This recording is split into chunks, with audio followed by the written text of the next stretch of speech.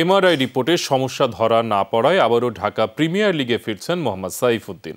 বাকি ম্যাচগুলোতে ধারাবাহিক পারফরম্যান্স দেখিয়ে বিশ্বকাপ স্কোয়াডে জায়গা করে নিতে চান এই পেস বোলিং অলরাউন্ডার।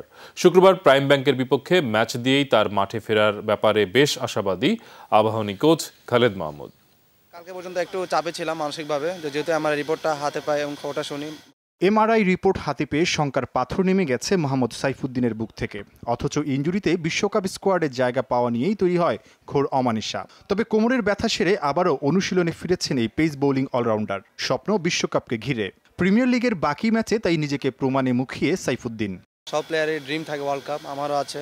এর পাশাপাশি সবগুলো ম্যাচ আমার জন্য ইম্পর্টেন্ট। এখানে আমি ম্যাচগুলো যদি ভালো খেলতে পারি, ইনশাল্লাহ প্রত্যেকটা কনফিডেন্স দিবে। আল্লাহর রহমতে আমি খুব ছন্দে আছি।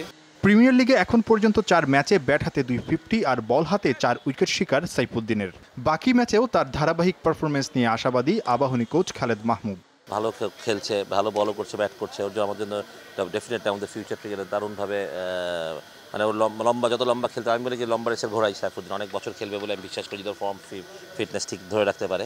শুক্রবার প্রাইম ব্যাংকের বিপক্ষে ম্যাচে সাইফুদ্দিনের খেলা নিয়ে আশাবাদী কোচ খালেদ মাহমুদ।